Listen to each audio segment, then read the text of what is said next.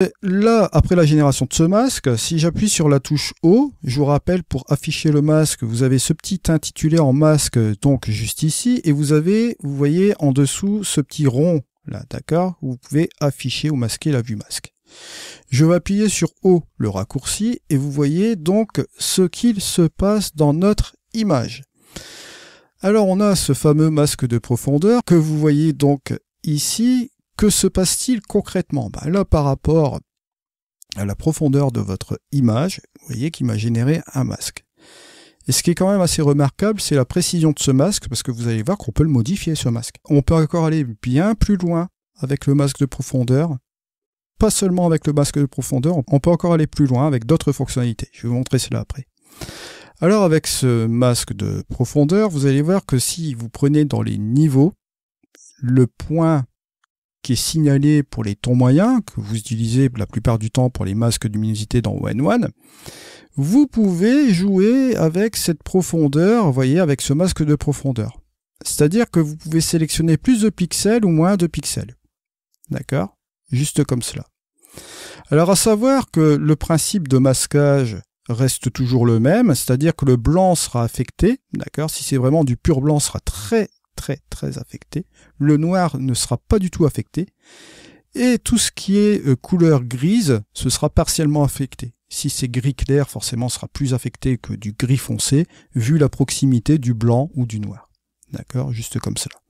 Alors non seulement vous pouvez jouer avec cette profondeur comme ceci, au niveau de la sélection de ce masque, et après on verra justement ce qu'on pourra faire avec ce masque, parce qu'on appliquera des effets sur ce masque, là ici notamment dans un ajustement local, mais vous verrez que dans un effet ou dans des calques, on va pouvoir faire des choses assez formidables. Là, ici, si je veux préciser encore ce masque, je peux encore le faire en prenant par exemple le point blanc, vous voyez, juste ici. Je peux régler aussi, si je le souhaite, un peu les transitions et réduire un peu la proximité de ce masque, prendre une portion un petit peu significative comme ceci. Est-ce qu'on est limité simplement à cela? Non, on peut aller beaucoup plus loin. Voilà, je fais déjà la réponse avec la fenêtre que vous avez ici en dessous.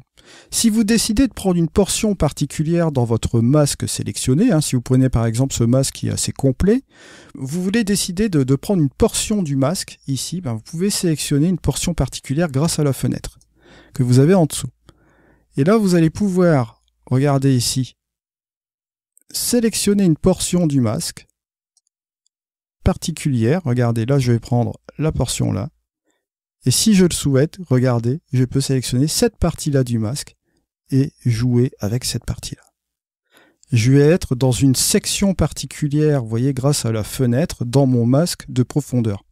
Et je peux continuer dans cette partie à affiner mon réglage, comme vous le voyez ici, grâce à ces différents points de niveau.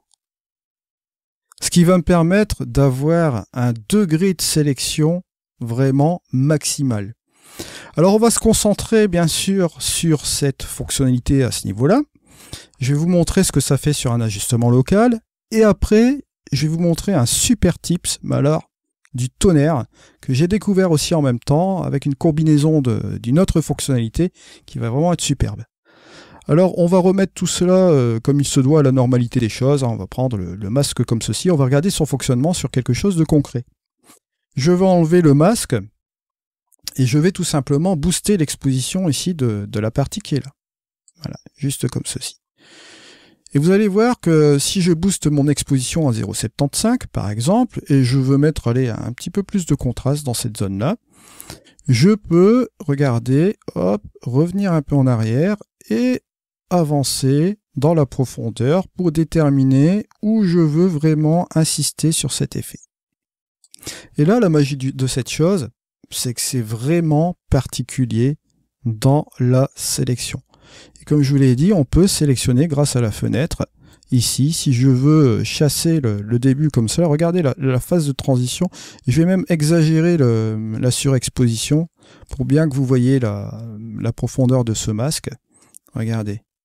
Et bon, là, on joue avec la profondeur. Là, j'ai joué aussi avec la fenêtre que vous voyez donc ici. Si je veux chasser une certaine partie, voilà, et reprendre encore l'autre partie qui va là, Regardez, je peux sélectionner simplement cette partie-là. Et vous voyez, bon, notamment ici, on peut faire des choses assez particulières. Bon, là, bien sûr, on voit qu'au niveau du masque, je dois, hop, revenir un peu comme cela au niveau de la portion. Je dois être assez mitigé dans mon masque, voilà, juste comme ceci. Et vous voyez que moi j'ai découvert quelque chose. Bon, forcément, quand on joue avec le masque comme ceci, on va aller à la fenêtre comme cela.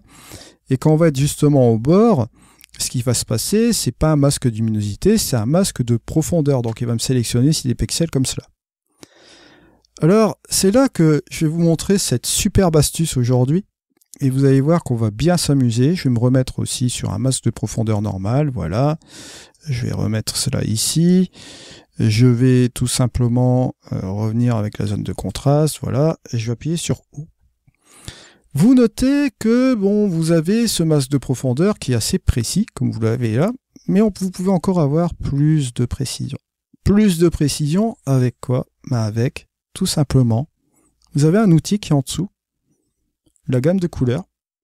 Si je vous dis que vous pouvez utiliser le masque de profondeur combiné avec la gamme de couleurs, vous allez me dire non, c'est pas possible. Eh ben, je veux bien partir dans ce sens-là, mais en fait, la bonne nouvelle, c'est que si vous activez votre gamme de couleurs, vous allez pouvoir jouer avec la gamme de couleurs aussi également, avec votre masque de profondeur. Là, vous voyez, bon, on est sélectionné ici sur cette couleur particulière, bon, qui n'est pas significative. Hein, on a certaines couleurs ici dans la photo. Moi, ce que je vais faire, c'est sélectionner mes verts ici. Regardez. Boum. Juste comme cela. Et là, vous allez regarder. Regardez ici. On a notre masque de profondeur avec la gamme de couleurs qui a été sélectionnée au niveau des verts. Je vous rappelle que la gamme de couleurs, bon, ça c'est un outil qui existe depuis la fin des temps sur ON1. Hein. Ça existe depuis très très longtemps, la gamme de couleurs. On avance un petit peu au niveau de la post-production, au niveau du masquage. Je trouve que c'est la solution un petit peu la plus complète au niveau masquage, au niveau logiciel de post-production, puisque, vous le savez déjà, ils ont des ajustements locaux, bon, assez avancés, tout cela. Ils ont introduit le Super Select.